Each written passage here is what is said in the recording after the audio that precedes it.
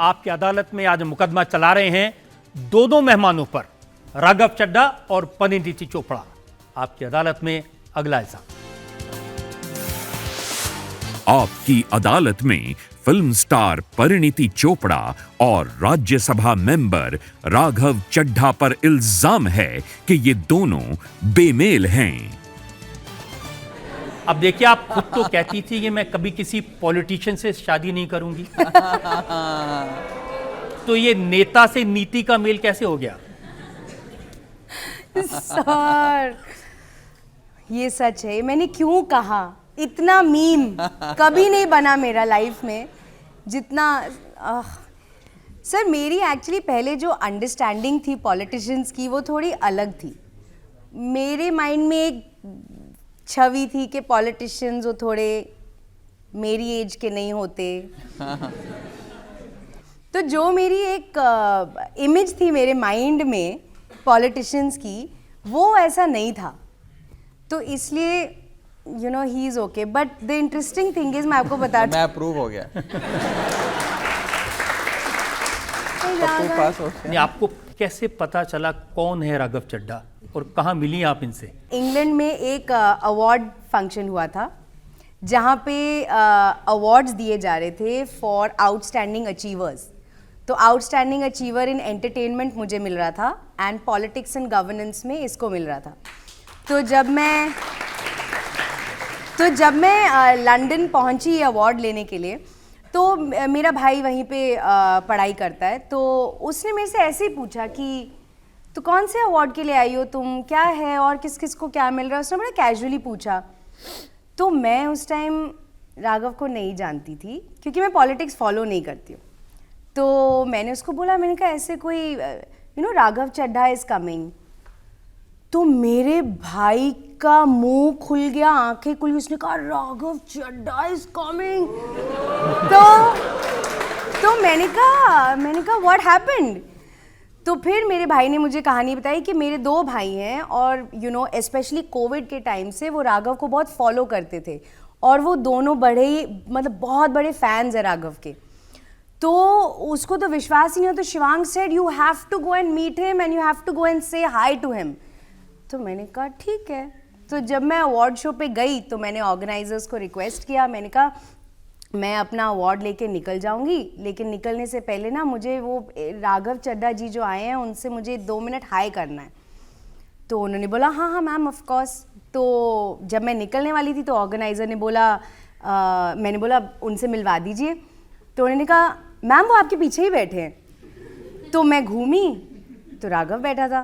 तो मैं गई उसके पास और अब मुझे पता ही नहीं कि मैं क्या बोलूँ। तो मैंने बोला hello I am Parineeti and my brothers are very big fans of you. तो उसने बोला oh how sweet, thank you. तो मैंने बोला एनीवे वील कैच अप, जैसे हम सबको बोलते हैं यार keep in touch, we'll catch up. कोई कैच अप करता थोड़ी है। तो मैंने बोल दिया वील कीप इन टच, कभी आप बॉम्बे आओगे कहता हम कल सुबह ही मिल लेते हैं।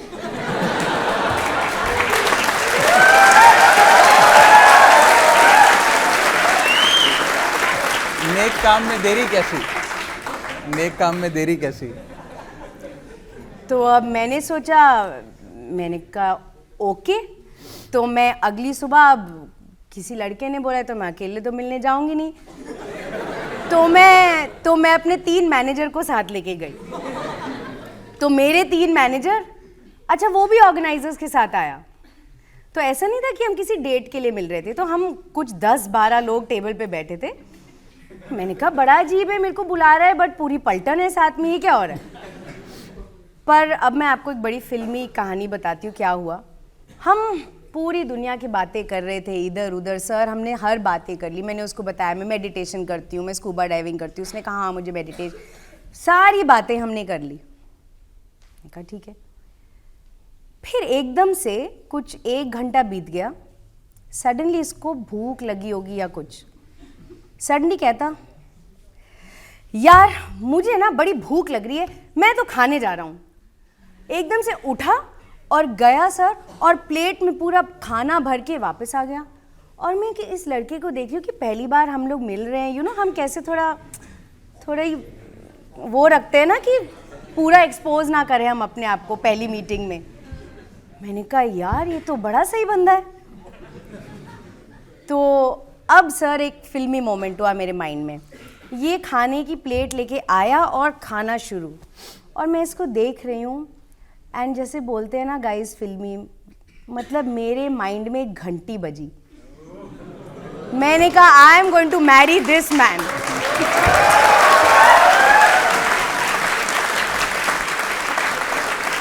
आई जस्ट डोंट नो।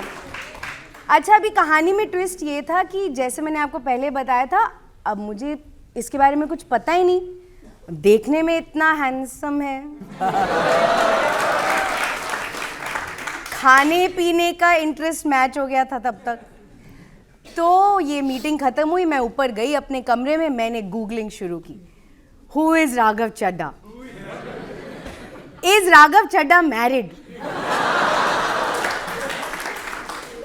फिर main question, what is Raghav Chadha's age? कि पता चले कुछ 20-25 साल का, क्योंकि दिखने में तो ऐसा ही है।